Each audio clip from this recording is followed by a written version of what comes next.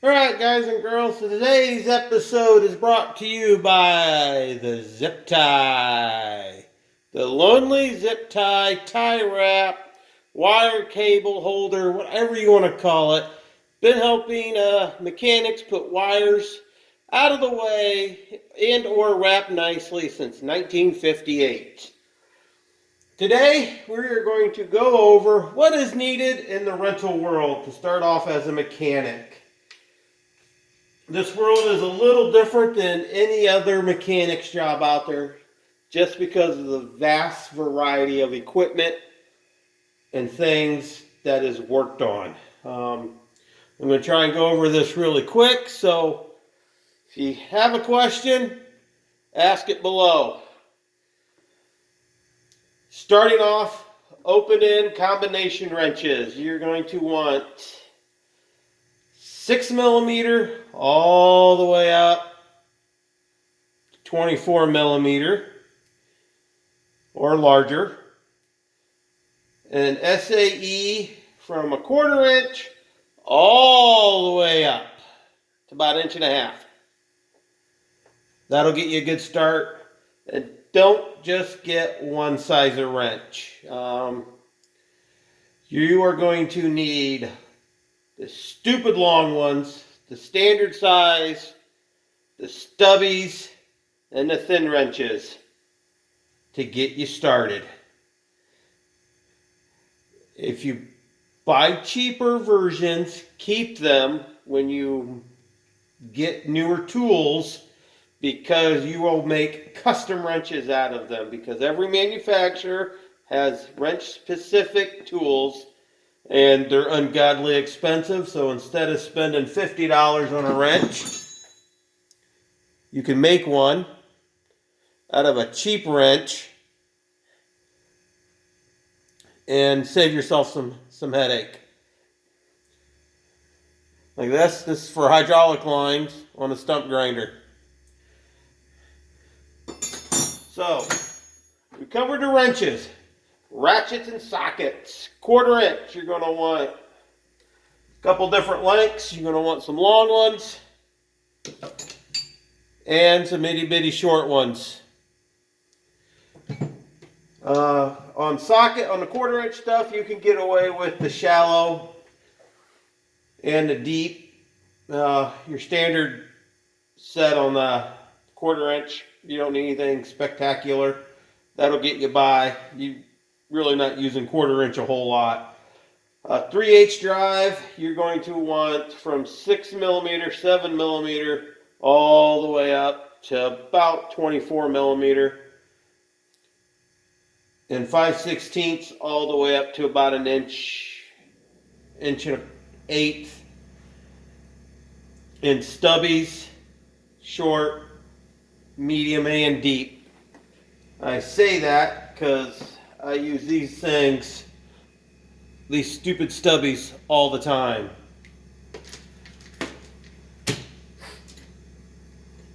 You are also going to want a set of Torx and in T-handles. You will need those. 1/2 inch, you're going to want at least up to 1.5 inches, and 1/2 inch and 34mm. You can fill in there, use adapters, whatever, for your impacts or for your 3/8.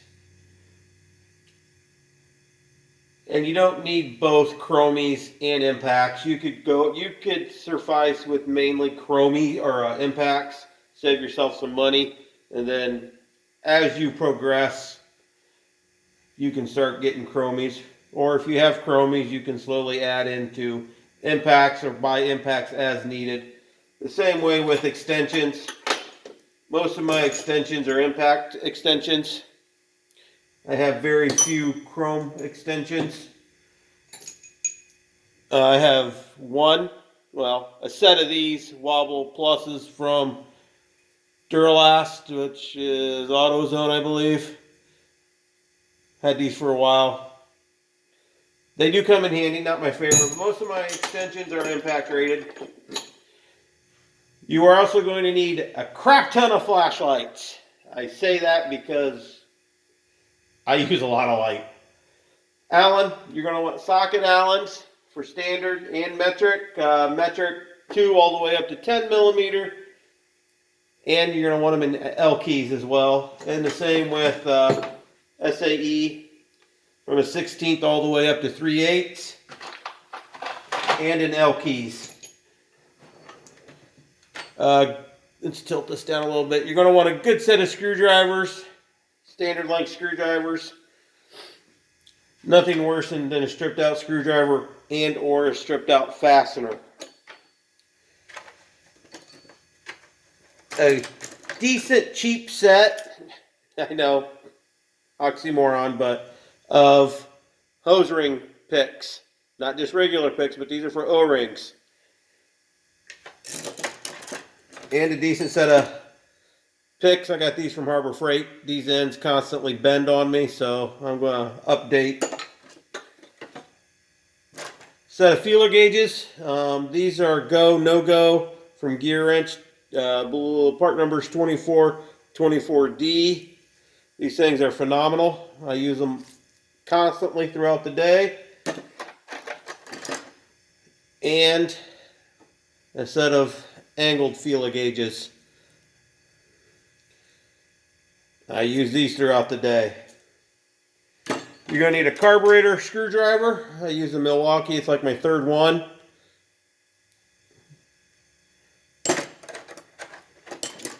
And a set of these, which everybody probably still has. These L screwdrivers. These are Craftsman. They just rust sitting in here. Next drawer down, you are going to need pliers. Lots and lots of pliers. Do not need, I rarely use these Vampires. I thought I would need them. I paid money for them. I probably in the last 2 months have grabbed them maybe one time. So not needed, but a good set of pliers is needed. I use these PWZs quite a bit for a couple different jobs. They do come in handy. And a set of punches. You're going to want a decent set of punches. If you get the Harbor Freight ones, just know they do bend, and they bend quite easily. Crescent wrenches, yes. The universal nut strippers, yes, you will use them. So a decent set. I've had this set for years. It was actually my dad's. These came from J.A. Pan. I really like them. I also have a snap-on set, but I use this set. This is my go-to set. I like the way they work. Hammers. You're going to use lots and lots of hammers, and this is also my drawer for my bigger half-inch sockets, 34 millimeter. The ones I use the most. You can get away with air impacts. You'll need at least one cordless half-inch impact. I say that.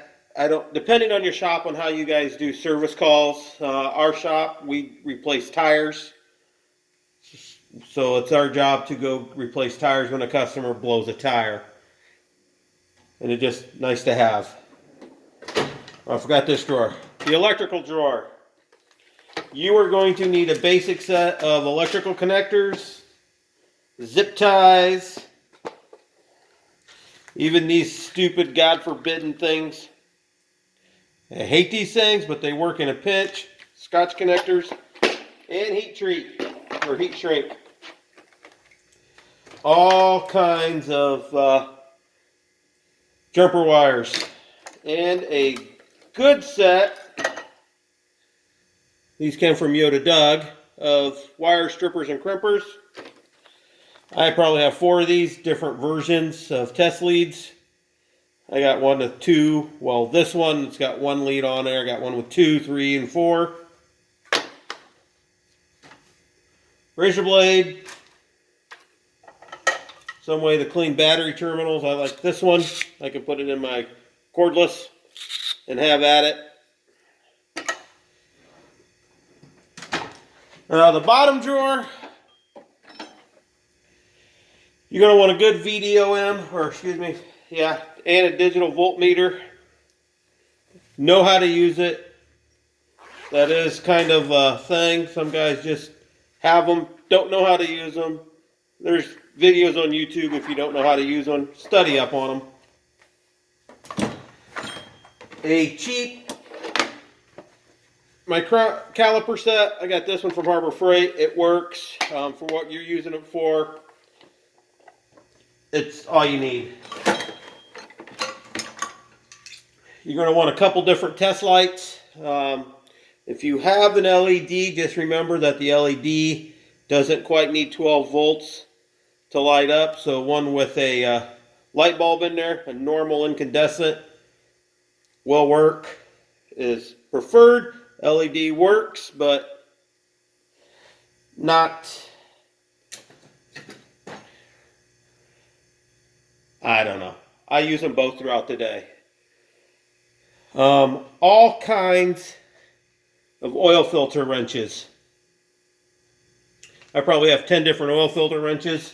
In here alone, I got 4, 5, 6, 7, 8, 9. These from Harbor Freight work great for taking off fuel filters off our trenchers. They just seem to, for some reason, get on stupid tight. And this nut keeps coming loose. I'll fix that later. Band wrenches, you're going to want different band sizes. Oil and fuel filters. And you're going to want at least 2 of these, this size and the bigger ones, for when you have areas where the band wrenches will not fit in. These do really nice on our stump grinders, on Toro stump grinder. You could spend 20 minutes with the band wrench trying to get the filter off, or 5 minutes taking the battery out and 2 minutes taking it off with this. I'd rather go this way. More work, but faster.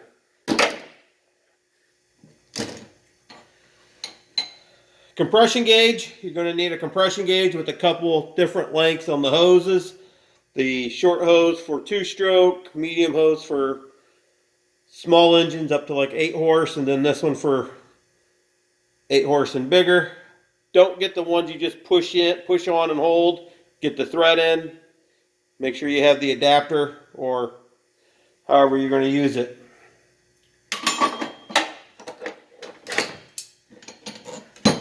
Brake kit.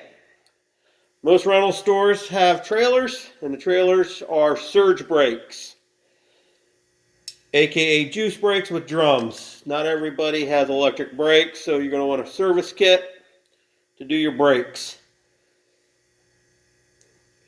Get a good one. I had the one from Harbor Freight, and this end broke first time I was using it. This is an OTC. Not happy with it. Before I could even finish up one job, the brake fluid had ate the chrome. I like my spend good money on the tools. They shouldn't do that.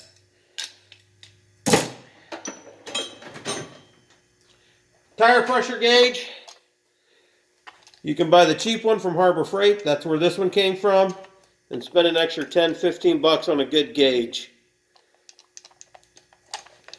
That you can buy and then just upgrade the gauge and you got a decent.